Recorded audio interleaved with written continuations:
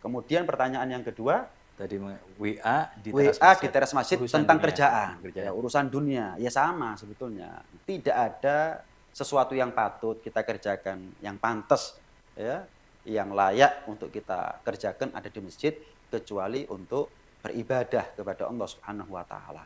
Maka bukan hanya membicarakan dunia itu kalau ngomong, kalau mengeraskan suara atau ada lawan bicara di sebelah kita, baru ini yang bisa membatalkan pahala kita di masjid. Bukan hanya itu, tapi ketika kita saling chatting satu sama lain membicarakan urusan duniawi, itu juga bisa membatalkan nilai pahalanya kita ada di masjid. Dan ingat, masjid ini bukan tempat istirahat.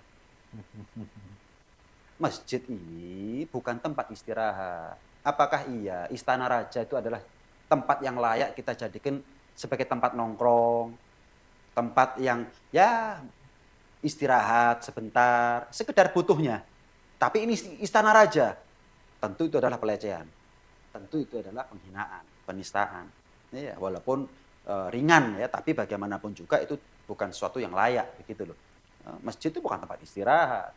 Ya, kalau membicarakan dunia, ya di dunia di luar masjid jauh lebih luas daripada di masjid. Kenapa bicarakan dunianya di masjid? Masjidnya sempit, dunianya luas. Kenapa harus mampir ke masjid hanya untuk bicara urusan dunia? Selain masjid lebih luas daripada masjidnya, kenapa tidurnya di masjid? Kecuali kalau mau sholat sambil istirahat sebentar, mungkin 10 menit, nggak ada masalah. Tapi kalau kadang ke masjid niatnya apa? Tidur. Tidur. Nggak ada niat etika, nggak pula dia itu kemudian sholat tahiyat masjid, nggak pula kemudian dia berjamaah di situ, nggak pula dia baca Quran, baca zikir.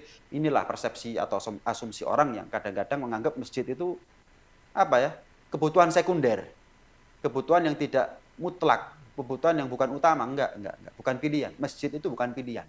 Istirahat di mana ya? Masjid, pilihan itu namanya. Enggak. Masjid itu bukan pilihan untuk istirahat atau untuk main-main atau membicarakan, bukan sama sekali pilihan. Allah.